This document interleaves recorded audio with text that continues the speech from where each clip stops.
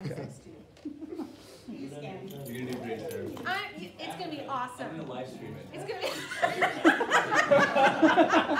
be. Okay, it is 4:16, so I guess we should get started. Should I close this door? Is this door supposed to be closed? I have no idea. It's gonna be now. You go, girl.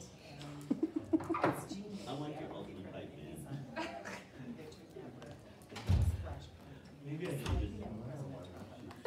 Okay, so I guess because this is being recorded, I should tell you who I am. My name is Sara Dangerfield. I live in Minot, and my husband and I are the lead pastors at Journey Church. We were kids pastors in the network for close to 15 years, and then we demoted ourselves and became lead pastors. Yeah, so, oh, and he's in here now. Oh, that's even more. I am, like, stressed now. You guys.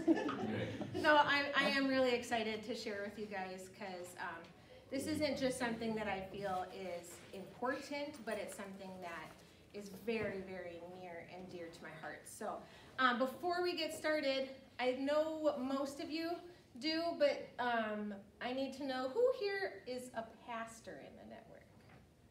Okay, or a pastor's spouse. There we go. You didn't raise your hand. And then, okay.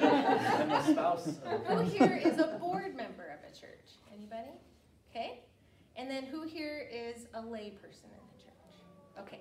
So we do have a variety, so that's good. I wanted to make sure that I was speaking to each of you and not just to one group. So that's why I wanted to know. But before we even get started on why it's so important to have high missions involvement in our churches, I figured it would be fair for you first to hear a little bit of my story so that you are more aware of why I stand where I stand and why I'm so passionate about it. It was interesting when we made the transition from, because we were in Williston previously, and moving to Minot. And it ended up being a lot harder of a transition for me than I thought it would be.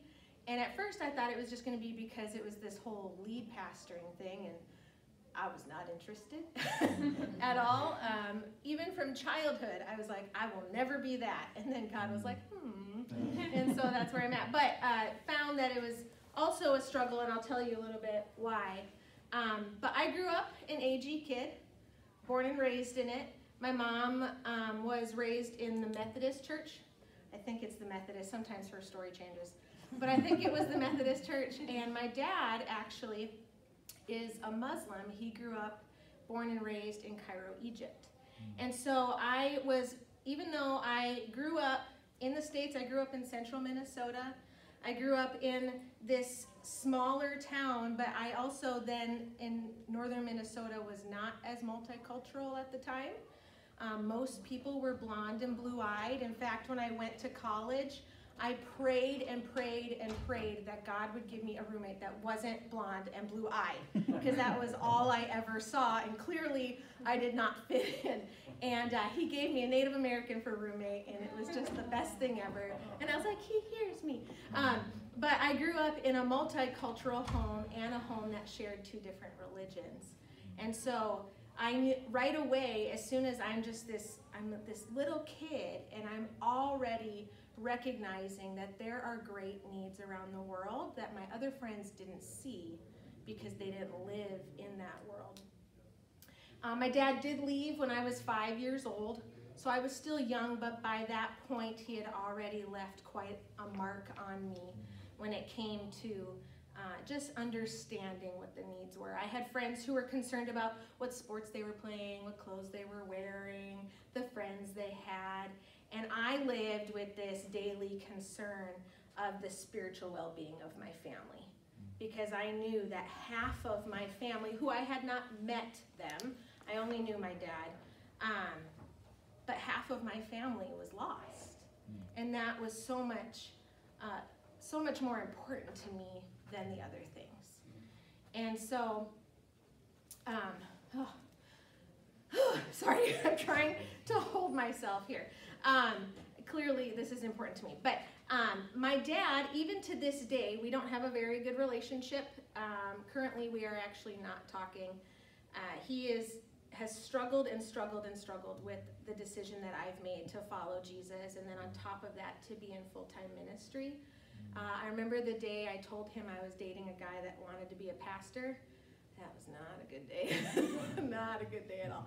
And it's always been interesting because I have tried so hard. I'm not one who just pushes religion on him, but I say, Dad, how can I not pursue the one who saved me?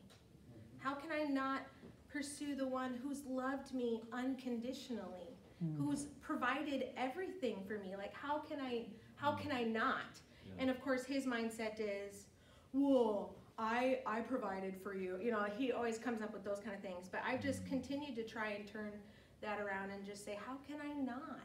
Yeah. This is not just a religion my mom taught me. This is something that has every fiber of my being is because of Jesus. And so I knew one day I would serve him not only as a follower of Jesus, but as a minister of the gospel. I knew I was called to ministry. I knew one day my life would affect the nations and that my pursuit of him would draw others to do the same. I just knew it. My mom even said she would find me sometimes outside. We lived in an apartment building, and I'd be standing at the top of the slide, and I was preaching to all the kids. And she said those were some of the funniest moments for her because she's like, I don't know what you were saying, but I heard Jesus' name a couple times. So, this global perspective was really a gift for me as a kid. And it helped me see those spiritual needs around the world and not just in my small little Minnesota town, which isn't so small now, but it was small then. Fast forward to when I'm in my 30s, which I still am for a couple more months. And we had been in children's ministry for 15 years. We were getting ready to make another transition. We felt God was doing something, but we didn't know what it was. And also hated it because we loved where we were and we didn't want God to transition us out. But I was like, oh, maybe it's finally time. Maybe I'll get to go to Africa. Like, I was so excited, right? And then we start praying. And I'm like, maybe, please, God. And he said, no, you're not going. And I was like, that's good. So where are we going? And, he led us to Minot, which I was like, of all places. We love where we're at now. God's been so faithful and so good in the place that we're at. But at the time, the church was kind of struggling. We'll just say that, it's just struggling. And so I was heartbroken. I was confused. We even had people come up to us and say, "You're going to Minot?" Oh, I was sure you were going to like Africa or at least like Alaska or something, you know? And I was like, I know, I thought the exact thing. And, but being the obedient girl that I was, we left a church we loved. We left children's ministry, which we loved. And it felt like I was also leaving a dream that died. Because I was like, we're finally gonna go. And God said no. And it sucked. It was really rough. It was really rough.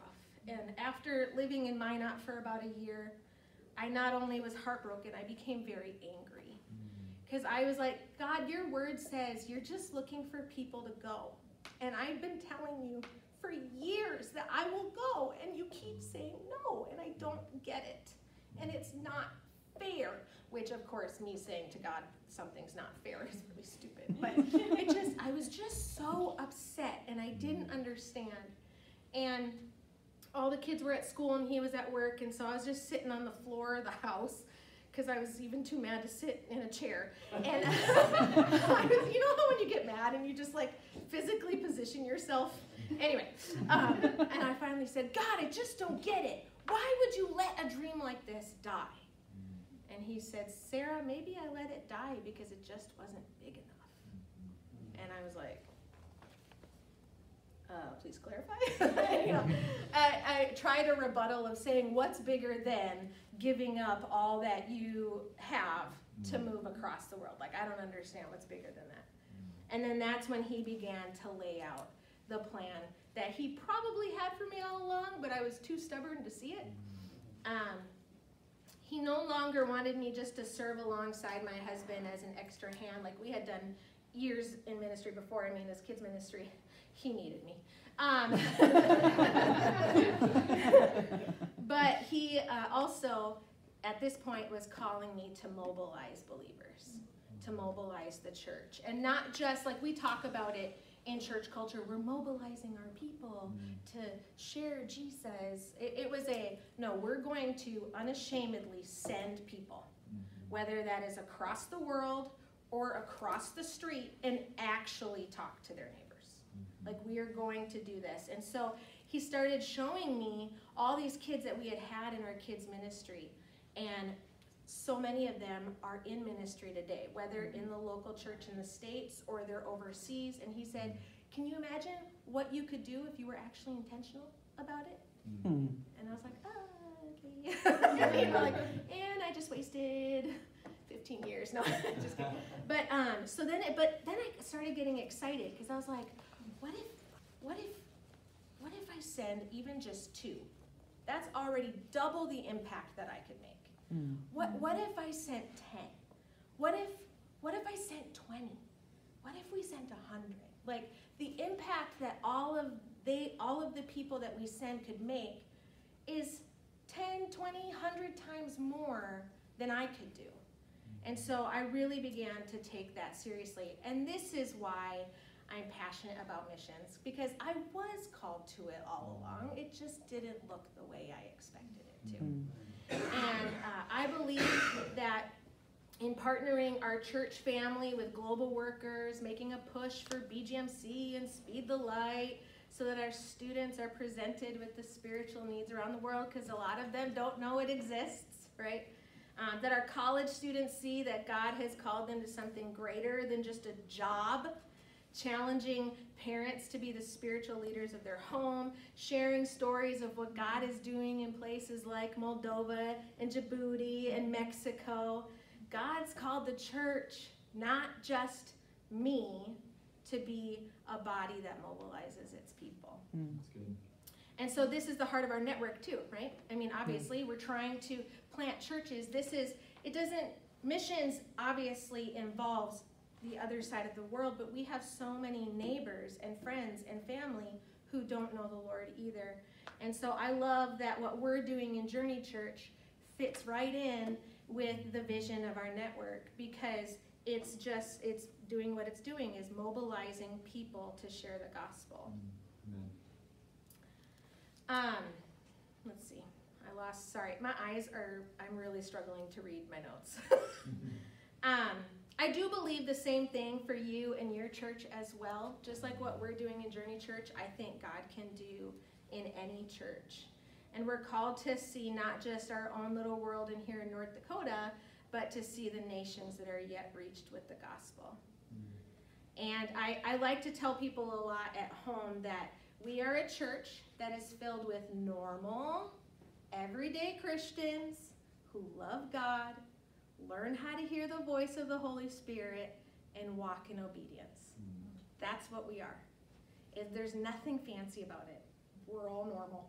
I mean, some of us maybe aren't, but we're just trying to walk in obedience. We're trying to listen to the Holy Spirit, walk in obedience, and we're called to be disciples who make disciples. That's good. We all know the scripture, but you will receive power when the Holy Spirit comes on you, and you will be my witnesses, telling people about me everywhere in Jerusalem, throughout Judea and Samaria, and to the ends of the earth. Especially as AGers, right? We know this verse very well, teaching of both the Holy Spirit and the call to missions. And it definitely has its place in both. But I think sometimes we forget to communicate that God set apart a people for his message to be spread among all nations well before the time of Jesus' resurrection. I think we forget that sometimes. God told Abraham in Genesis chapter 12, he said, I will make you into a great nation. I will bless you and make you famous, and you will be a blessing to others. All the families on earth will be blessed through you. In Genesis 26, he reminded Isaac and Jacob, and in Genesis 28, that the purpose of setting apart people for his own possession was so that other nations would see that they were blessed because of him. The blessing came through faith in him.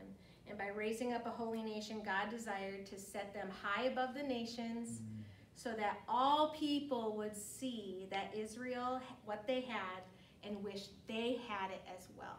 A relationship with the true God. They would see by his faithfulness, his power, his love. It would prove without a doubt that there is absolutely no other God like him.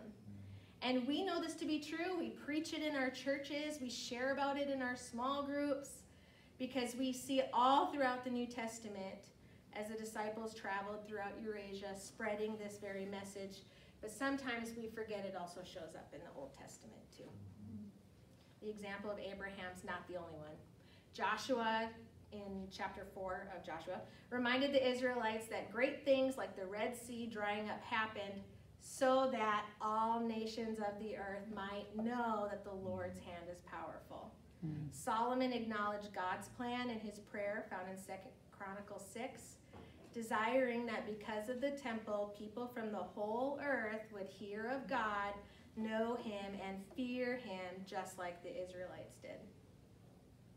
The whole incident with the prophets of Baal and Elijah in 1 Kings 18 wasn't so Elijah could stick it to the man, even though I'm sure he enjoyed doing that. That's not what it was for. It was so the other nations could see the power of Yahweh, to know him and to fear him. Isaiah says in chapter 60, "Arise, Jerusalem, let your light shine for all to see. Darkness as black as night covers all the nations of the earth, but the glory of the Lord rises and appears over you. All nations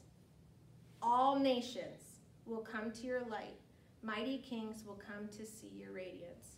He's reminding this holy nation that the rest of the world is in darkness and that only God can bring light. Light they may not have even realized was found in his people. But the plan changed, of course, once the promised Messiah showed up on the scene. As Simeon held Jesus in his arms, that would have been so awesome. He knew exactly who he was, and he praised God, and he said, "I've seen your salvation, which you have prepared for all people. He is a light to reveal God to the nations, and he is the glory of your people, Israel." Simeon understood his mission as an Israelite. It was to point all people to God. But now it's through Jesus people will see him. Because of Jesus, it's now the church taking this mission into higher gear as it assumes the responsibility for taking this message to the nations. And we know this because of Jesus' commission in Matthew 28. "Therefore, go and make all disciples, baptizing them in the name of the Father, the Son, and the Holy Spirit," right? Okay. So our job as pastors, board members, mission department team leaders, lay people, those committed to the cause of Christ in our churches, it's to carry on the vision of this commission. It's a mantle, so to speak, to carry this message to the nations. It's not the big church's job. It's not the large organization's job. It's not the pastor's job, nor the rich people's job. It's everybody's job. Everybody. Churches, no matter the size, pastors, missionaries, and the everyday believer, no matter how new they are to the faith, and no matter how big or little their pocketbook is, it's all of our job.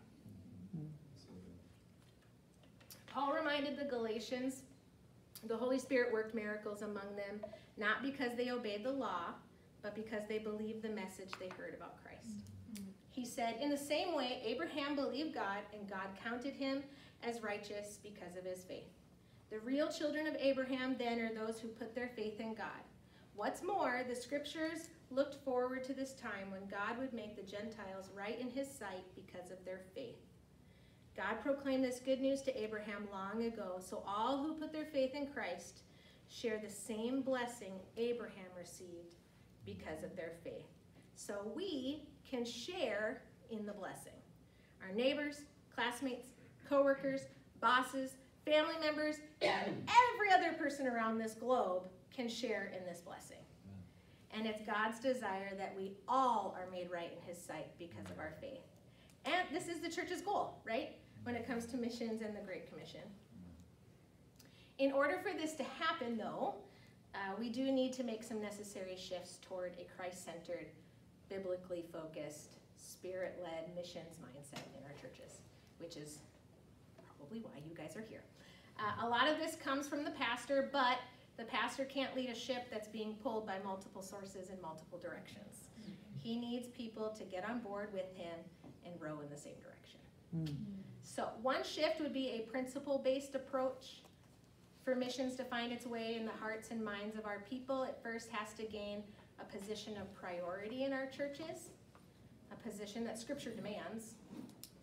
For those serving as pastors, it's their job to be sure their people are being taught, equipped, encouraged, and challenged in the area of missions.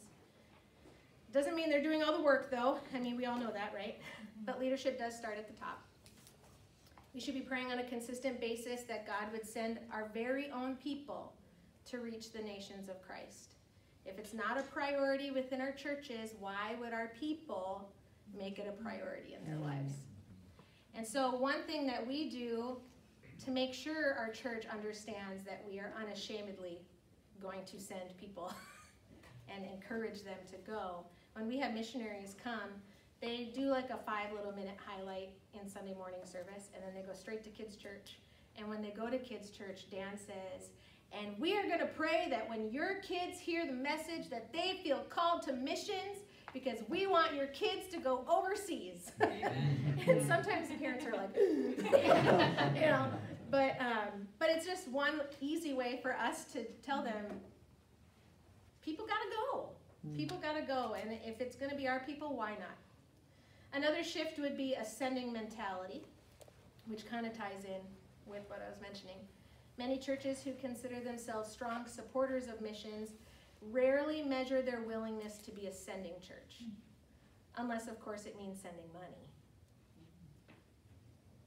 Hope that didn't hurt too much. We even saw this in Minot, actually. We had taken a staff retreat a couple years ago, and Dan had challenged the staff to read so many books, and then when we went to our retreat, do a cute little TED Talk on one of those, and I was like, can I do one? I was like, technically not on staff, but can I do one? And so I asked the staff after doing my little TED Talk, I said, you talk to anybody who's been in our church for a long time, they're going to say that we're a missions-minded church. And I said, when was the last time we sent a missionary? And it was one of those like, and of course, most of us who were there hadn't been there for more than 5 years, but knowing enough of the history of the church, we were all like, when was the, oh, did we ever? You know, and those questions. And all of a sudden it was like, oh, just because you give lots of money doesn't necessarily mean you're a missions-minded church. It's good to give money, but it doesn't mean you're missions-minded. If missions is emphasized in your church, it demands the cultivation and development of a sending mentality.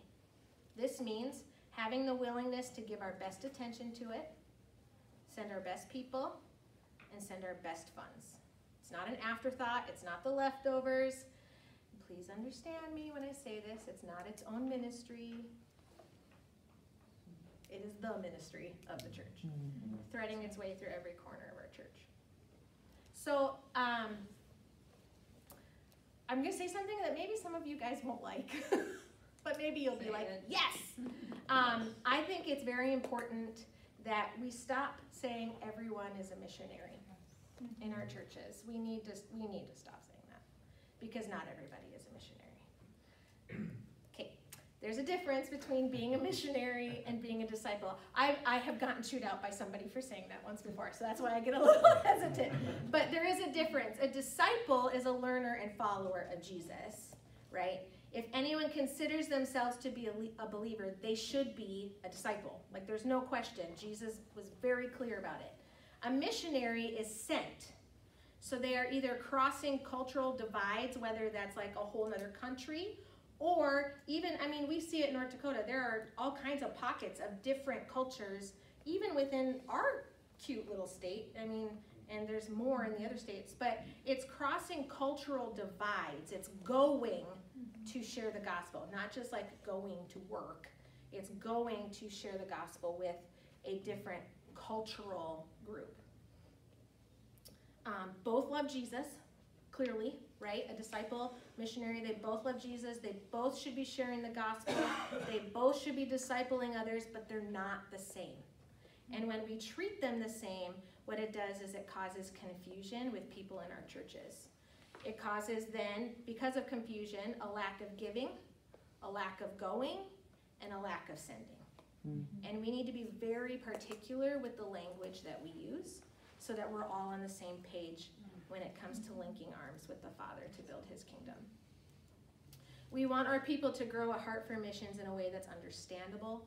We want them to have compassion for the lost, to be truly grieved by the idea that there are people who have not found the freedom that we have found, to be truly grieved by that. And compassion gives purpose. It leads many into some sort of missions involvement. It's a great reason to engage in leading your church to be missions focused. But as a disciple, a passion for God's glory to be known should motivate us even more. Mm-hmm. The people sitting in our worship centers every Sunday should be growing in their walk with the Lord so much so that it's the greatest desire of theirs to make God known to those around them and that they may know him and fear him. Missions, then, is an overflow of that. So all of that other stuff I said, that is something we should be instilling in our people forever and always. But missions is an overflow of that, so that not only are they concerned about their neighbors, their classmates, their coworkers, their bosses, their family members, their dogs, okay? They're also concerned about the strangers who live on the other side of the globe as well. Whether that means they pray consistently for unreached people groups, send money to missionaries, whether through their church or personally, or become a missionary themselves. It's an overflow of, like, being a disciple gets them so excited that they are just like, I could reach even more if I link arms with another person or team or whatever, and just, yeah, anyway, that's what it is. Jesus said in John 15:16, you did not choose me, but I chose you. I appointed you to go and produce fruit, and that your fruit should remain. He chose you, the church, to produce fruit. And we will do whatever we need to do to produce fruit, right? Just like in an apple orchard, as those who tend to the trees make sure the soil's right, protect the plants from disease and infestations, and give them adequate water, all the things, right, for a healthy crop. We will work hard to till the soil of the hearts of our people so that out of it comes a desire for the lost to be found. And we will provide opportunities to give, go, and pray for missions, go on mission trips, share a meal with missionaries, serve in our cities, all the things, because our heart beats after what Jesus' heart beats after. So, done with the preaching. Okay, our missions departments are so much more than sending funds to a missionary. Obviously, I had kind of made that mention. It's more than highlighting a missionary in a service or raising funds for BGMC and Speed the Light, even though these are all good things.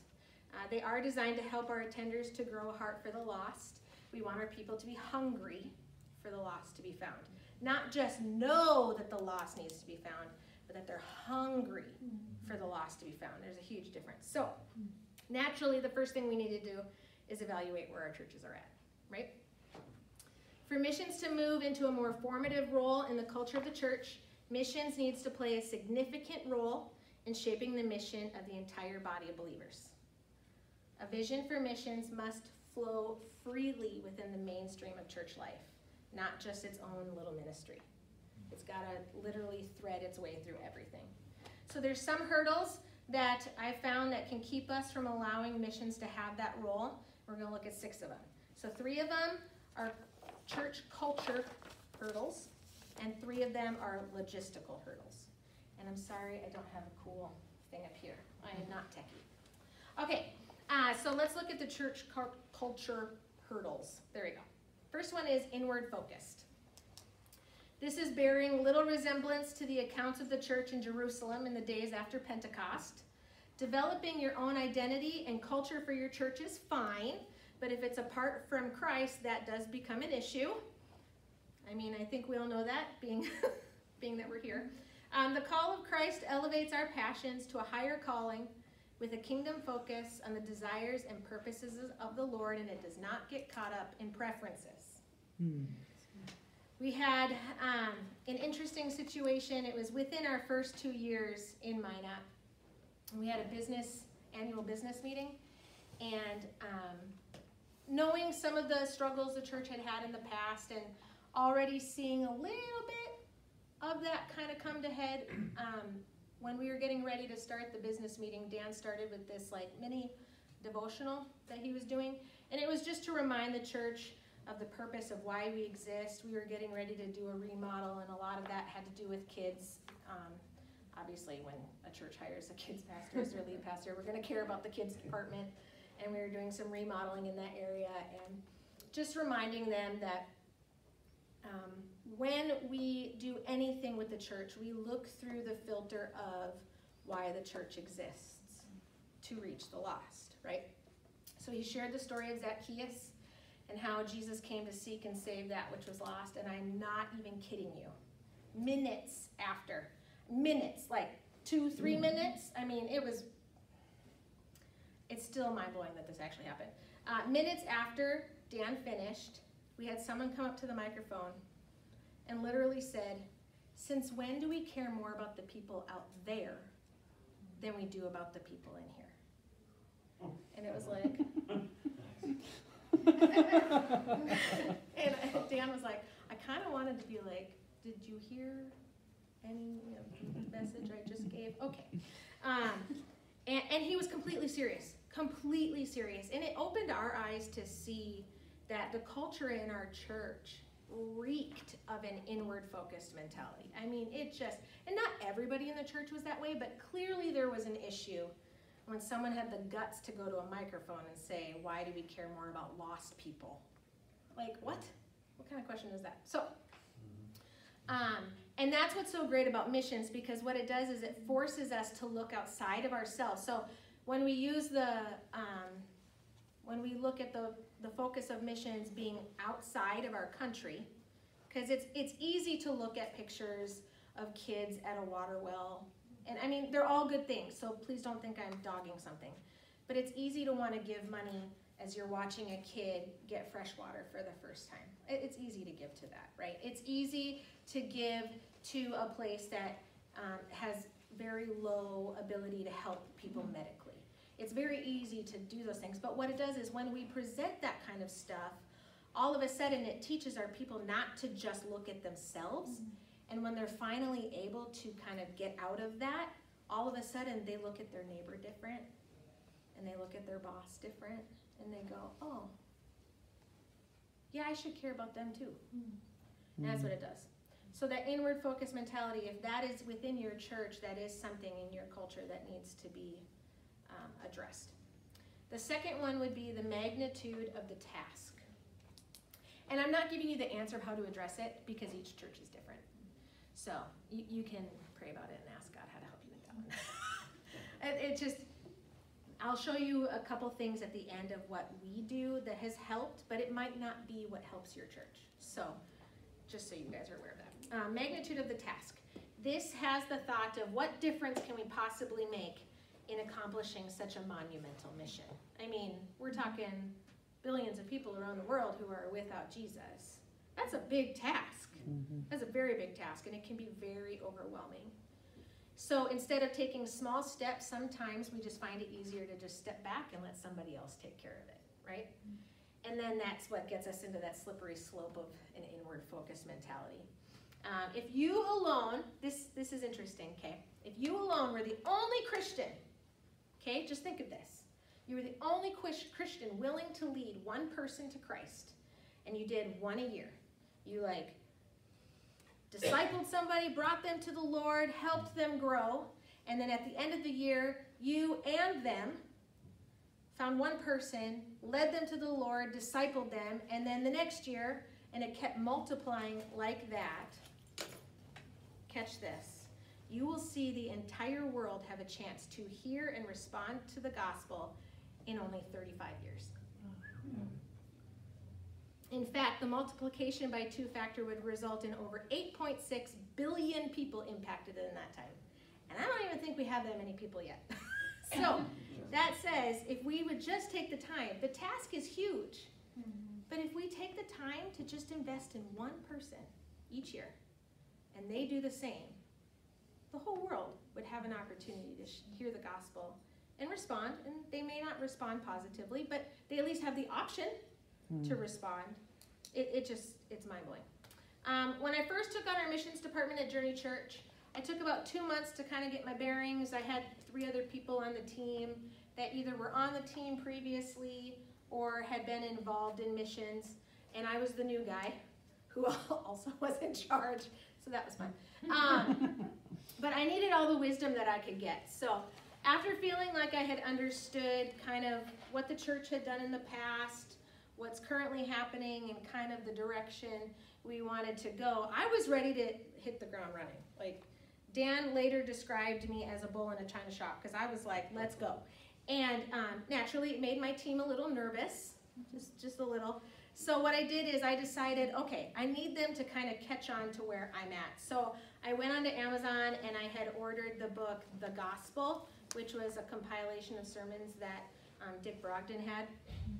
And for anyone who's read stuff that he's written or heard him speak, he uses very strong language, not bad words, just strong language of just being completely honest and raw about the lost and about the condition of the heart, not just for the lost, but the condition of our heart and how that relates to missions. And one of my team members goes, Sarah, if you want to send people like you say you do, you should not let them read this book. And I was like, why? Why should I not let them read this book? And she goes, if you do, this book is going to scare them away. She was dead serious. And so I looked at her and I said, friend, everyone needs to know the sacrifice that's involved when it comes to living for Jesus. And that's not just for overseas. That's for here too. And so we started talking about conviction, and it was great. And the book does not sugarcoat, and that was the exact reason why. And I told her, I said, this is why I would want people to read it. Because they have to know, if you choose to follow Jesus, there are expectations as a disciple. And if we're not following them, shame on us, right? Okay, so third one, general spiritual apathy and disengagement. I'm sure that's not a surprise. When statistics reveal that 20% of the members do 80% of the ministry in most churches, no one seems to be too alarmed or disturbed by that. It's just kind of a, oh, yeah, 80-20 rule. I hate that. I absolutely hate that. But okay, so maybe you don't need 100% of the church to actually get it functioning. But what it's saying is there is a significant number of people in our church who say they follow Christ and are in reality living secular lives. Yeah. That's what the 80-20 rule is really telling us. And it's this knowing and understanding the call of Christ to biblical discipleship, but allowing this disconnect to persist between faith expressed and faith practiced. Yeah. And it should bother us. It should bother us. How can we expect to see the nations gathered under the lordship of Christ when we're not even sure how to see our own lives surrendered to his lordship? So it's not just about the amount of volunteers and team members in our church, which we always want more, but this is about the everyday believer putting into action what they say they believe. So there is a little bit of a difference. The apathetic Christian is indifferent towards or has a lack of interest or concern in spiritual things. They may be faithfully attending church or even in a small group, but it's probably not a priority. So they're the ones that show up every now and then, kind of a thing. Disengaged Christians, on the other hand, are a whole other ballgame. They choose to know or believe something to be important, yet they consciously choose not to embrace it. That is a dangerous place to be. There could be a variety of root causes. They might not know that there's something even to engage with, so that would be on the leadership if they have not made it clear to understand. That might be an option. There might be a lack of experience, or honestly, they might be evaluating if a service or an activity or a ministry has any benefit to them. And we see this in society too. People are disengaging from processes that don't improve their lives. That's why we have DoorDash and Lyft and Netflix and all the things, right? These services are devoted to providing convenience so we don't have to engage in something that we feel doesn't add value to our lives. I use them. I DoorDash all the time when I go visit my mom. Sure, we want to see the end result of food on the table, an easy drive to a friend's house, or have a mindless activity for bed, but we can't outsource our spiritual lives. That is not even an option. So while we still see people coming to our weekly church services, even if they're apathetic or disengaged, maybe we are seeing people who value spirituality but don't see the value in our programming, or they just choose not to engage in it. So we need to, and I know this doesn't necessarily apply to lay people, but as a pastor or as a board member, we need to find creative ways to overcome that, because if they're seeing that there's no value to it, then they're not going to participate in it. Yeah. And they need to see the value of walking with Jesus and being engaged in the local church. It's not this one or the other. Okay, so the logistical hurdles that the church faces, one of them would be missionary connection or missionary exposure, however you want to word that. After my little meltdown with God when we first moved to Minot, I began to, after he, kindly led me in the direction I was probably supposed to go 15 years before that, I started devouring books on missions. I could not get enough. It got to the point where I was out of all the books I found, and I wasn't sure where to go from there. And partly because I'm a good AG girl and I didn't know what else was out there, but now I'm starting to find them. But whether it was fundamental teaching on missions or mobilization or stories from the field, I could not get enough. And every book I read had this same common theme, and it was that the missionary is the greatest mobilizer.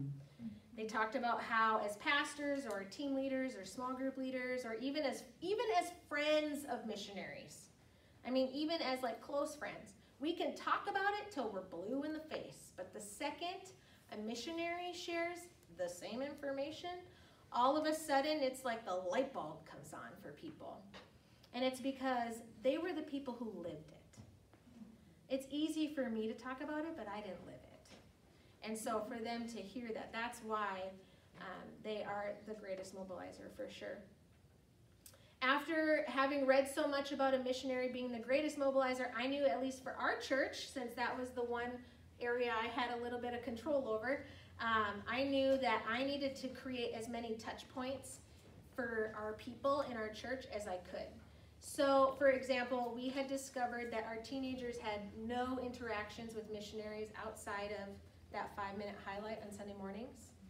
And, how many times do we hear stories of teenagers at camp got called to missions, and yet our teens weren't getting any interaction with them? So what we did is,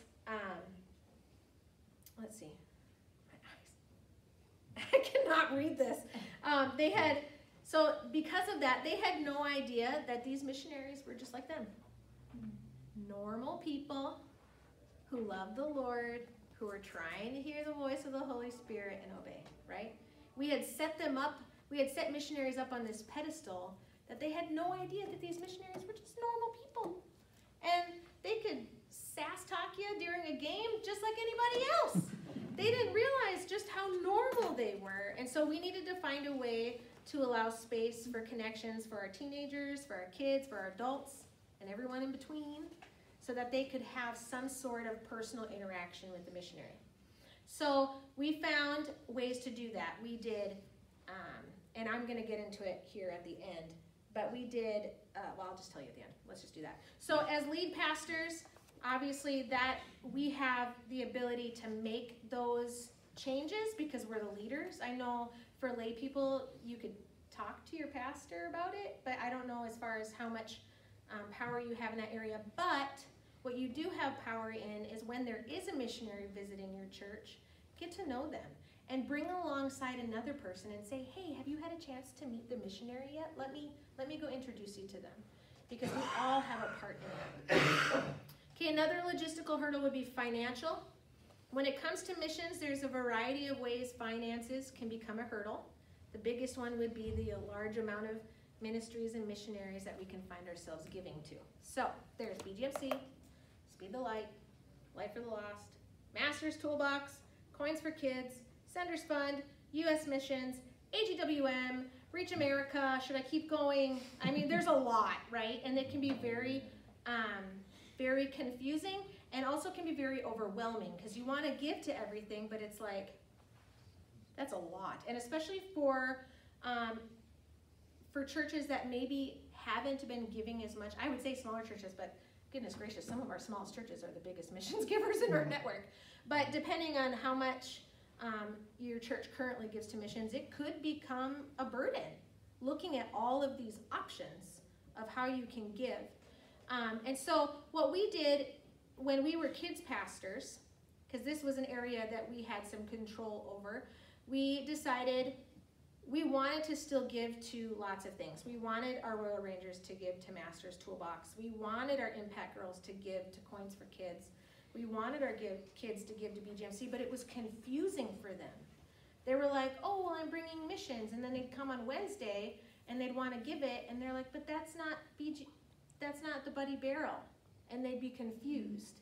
And we do the same things with our adults. Our adults get confused when there's so many options. And so when we were kids pastors, we just decided to put everything under the umbrella of BGMC. So we were still giving to Coins for Kids, we were still giving to Master's Toolbox, but our kids thought we were just giving to BGMC, because it all essentially goes somewhere for missions, right? So if someone came and asked, we would explain to them on a Wednesday night when kids give, these are the ministries that they go to, but just for general, so that the kids knew where their missions money went. That's what we did. And so we kind of did the same thing as lead pastors. We kind of revitalized our missions department. We called it Kingdom Builders. And now everything that gets given to missions is given under the umbrella of Kingdom Builders.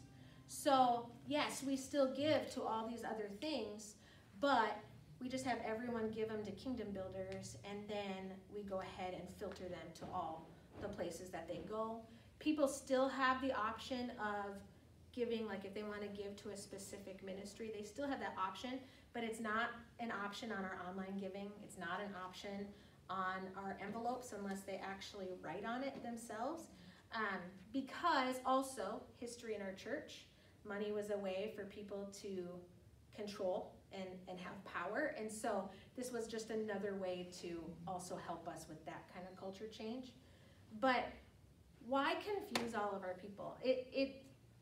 What it does is it just makes people keep their money in their pockets instead of giving it. So if there's ways that your church can do it so that it's not as confusing, that would be super helpful, I know. So for our church, when it comes to Kingdom Builders, not only are we doing that, we have to hold ourselves accountable, because they're like, well, where's it all going, right? And so at the beginning of each year, we put projects before them. We show them the different areas of the world that we support missionaries. We'll even put their names in if they're not in a sensitive place. We let them know of what we gave in the past, what we want to do in the future, a financial, like a numerical goal. And now, because of those things that we brought and changed, now even that power struggle with finances, at least in Journey Church, are almost non-existent at this point, because we've not only said we're giving under the umbrella of this, but we've also provided ways for us to be held accountable publicly. I mean, they can go look at the records, but nobody ever does. Okay, and then the other one would be time. It's just the truth, let's be honest. So time, obviously, this is typically decided by the pastor, but another logistical hurdle is just how much time are you willing to give when a missionary comes? You have to figure out what works best for your church. Whether it's a Sunday morning highlight, a full sermon, a weekend convention, It's all on what works for you guys. But there is this tension that's present because time can't be ignored. It needs to be decided how much to give. Not too much where it becomes not special, but not too little where there isn't enough exposure, right? It's like this balancing act. So as our missions department leader, I don't make this decision. He does. He makes the decision for our church. But we did get it, we have discussed the pros and cons of so many options because we want to make sure that we are not only not wasting the missionaries' time, but we want to take advantage of the time we have them the best way that we can. And so, like I had mentioned earlier, our church doesn't let them preach a whole Sunday morning message. Is it bad to let them do that? No. It's great to let them preach a whole message if that's what you choose to do. It's just dependent on your church, the culture of your church, what's going on. Maybe you're doing a convention, and that's the perfect time to let them do that. Because we feel it's important to allow our missionaries to also spend time in kids' church on Sundays, that's why we have them spend almost the whole Sunday morning with our kids. Again, you don't have to do that. That's just what we do. Time only becomes a hurdle when you allow yourself to be stuck by it. It just takes examining your calendar, your priorities to help you determine what you're going to do in your church and what will help grow and shape a heart for missions in your people. Because for each church, it's going to look different. I know many of these logistics are determined by the pastor or their staff or their board, but it doesn't discredit the power of the layperson, because like I had mentioned earlier, when people in the body get excited about reaching others outside their four walls, and they get involved, and they share meals with missionaries and give faithfully, it can change the entire culture of the church. It could be one family in your church that can change the whole culture because they're the family that brings others alongside them, right? Hey, we're having the missionary over dinner. You guys should come and have dinner with us.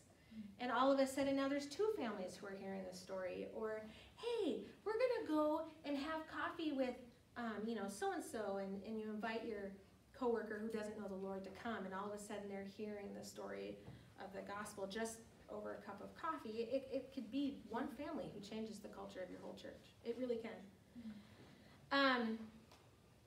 If you guys have questions, I'll let you ask here in a second, but let's see.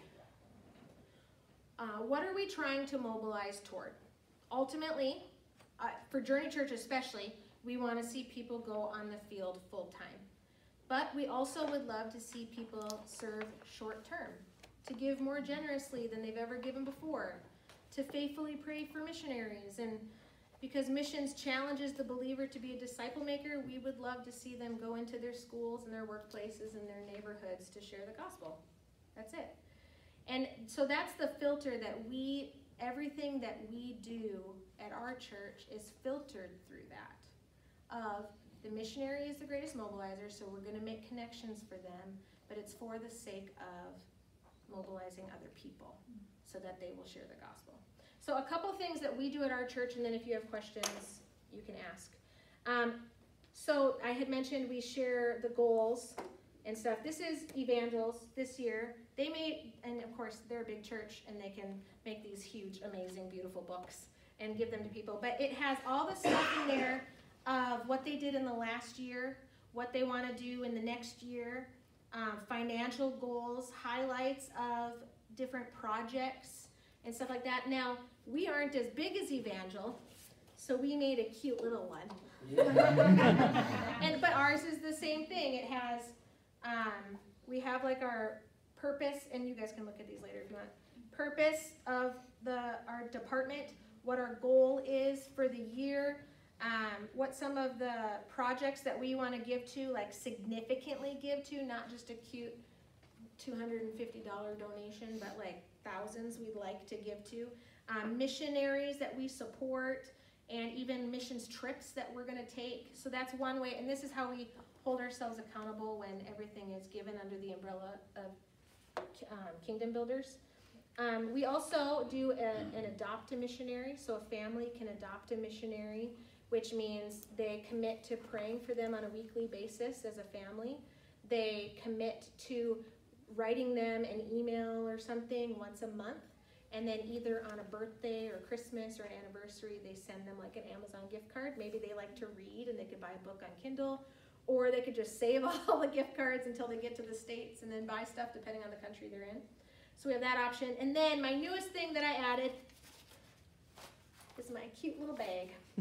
And every Sunday that I'm wearing this bag, the kids know to come find me, and I have a missionary trading card in there. And so,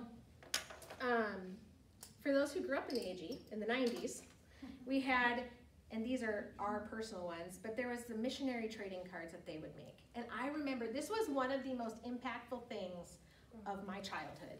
And I tried to collect every single one of them. And in fact, at General Council 2 years ago, they were doing this. I was right alongside my kids trying to collect them all. And so we made ones for all the missionaries that our church supports. Aww. And they can collect them. Here's the Johnsons. They're faceless because they live in a sensitive place. And then they can collect them. So every Sunday that I'm wearing this, I have a new one in my bag, and they can come find me. And it's stupid. It's just a little card with their birthdays on the back. I mean, it's nothing huge, but all of a sudden we're giving the kids another chance to have an interaction when it comes to missions. And I told our adults, I said, collect one from me, because then maybe a kid will want to trade with you. And all of a sudden, you're part of instilling a heart for missions in them, and it's not just the one carrying the bag. So, and then we also, when I talked about time, we've chosen when a missionary is able, we want them to come Sunday, but then we try to keep them all the way through Wednesday. So they can go to youth group if we can. But Monday night, Tuesday night, Wednesday night, and then if I can find anyone during the lunch hour, they have meals with people that are not on our staff. So they'll go to a family's house and have dinner with them, and they can talk stories, and the missionary can get to know the family, and the family can get to know the missionary, and the kids can ask questions or play a game with them after dinner. And that's what they do for 3 nights until they leave on Thursday morning to wherever they're going next, because we're just trying to help with all those different touch points. So that's what I've got. Do you guys have any questions? Yes. Question. How do you you report what comes out of Kingdom Builders? How do you decide how it is directed? Yep. So our missionaries that we support on a monthly basis, obviously that goes straight to that. If out of our book we have certain projects that we're raising money for, and so we know once you have so much money in the account, I don't always necessarily do the finances. We've learned if Sara knows who's giving and who isn't, it's usually not good for them or me. So he keeps the numbers away from me. But once there's so much in the account, then we know, I think it's like 10,000 or something like that. No, it's not that much. That's a big number. Once there's a couple thousand, it doesn't matter. Once there's a certain number. See, I literally don't know the numbers. I literally don't know the numbers. She leads a missions committee, and they will, their job is to be aware of what projects are out there, yes, and the needs that are out there, and then they will keep the board in the loop of, through their prayer and discussion and communication with missionaries, here's what we feel are top priorities, and then the board is aware of where that budget is currently sitting. And so when we have a surplus in our missions department, and ever since we have made all these changes and really put emphasis, we have continued to have surplus. That's how it has worked for us. When the board is ready, we will release those $10,000 to that, $1,000 there, $15,000. So it's what? I said those numbers. Well, yeah, but where it's sitting at is much higher than what you were mentioning. Well, no, okay. So how we choose it is the missions committee is responsible to know what the needs are, reach out to certain missionaries. We may get a surplus and not be aware of any needs, so then they're on the hunt to talk to missionaries, yep, and then the board takes cue from the missions committee as to what's going on. So we also have projects. So like one of our projects is actually helping Harvest Valley attain some land in Fargo. So that's one of our, you're welcome. I need to make my assistant superintendent happy. Well, that's why he's here. I Okay, made him. no, so that's one of our projects. So we already automatically know we're gonna give so much to this project. $1 million. $1 million. It's $1 million. Don't think there's $1 million in the account. Drop it in the bucket. But we'll also know, like, I'll get an email from a missionary that says, hey, this is kind of what's going on, and we don't have the extra funds because 2 months ago this happened and we had to use the funds for that. Do you or another church, are you guys able to help us with that or whatever? Or we might just read in a newsletter, like we read one of our missionaries got a new position at a college that she works at for training up pastors, but this position is causing her to have to travel more. So she didn't ask us to give, but we were like, we should give her a little bit more. And so we actually chose to up her monthly support because we knew she needed some funds there. So it's kind of dependent on what we find, but I would love to be the leader that just, oh, this is what's going on, give them the money. But I have to obviously run through my team, and I have to run through my team, and then we recommend to you, and then you make a decision. And if my wife gives me permission, then that's what we do. Like you said, bull in a china shop. But yeah, so we know obviously those monthly supporters right away. We are already giving to certain projects that we've already committed to for the year. And then through newsletters and stuff, that's how we determine the rest of it. That's great. Yeah. And you find by consolidating things and just saying, kingdom builders, that kind of helps people to be less full of like decision fatigue, like, oh, BGMC's, so, Yes. or, So Kingdom Builders, so our kids still give to BGMC, okay, they still. our youth still give to Speed the Light. Yeah. But like I had mentioned when we were kids pastors, it's the same for our kids. They're just giving to, they think they're just giving to BGMC. And it's not to be deceptive, it's just, it's confusing for children. So, and then we still do large group church stuff. We did something for World Serve last summer, and our BGMC and Speed the Light were running it, and so they got the money to then give to World Serve because there was some matching funds with BGMC and Speed the Light. But when it comes to giving outside of BGMC and Speed the Light, everything is Kingdom Builders. Yep, and it made the world of difference. That's great. The world of difference. Yep. Anything else? Appreciate your passion for this. Oh, yeah. Sarah.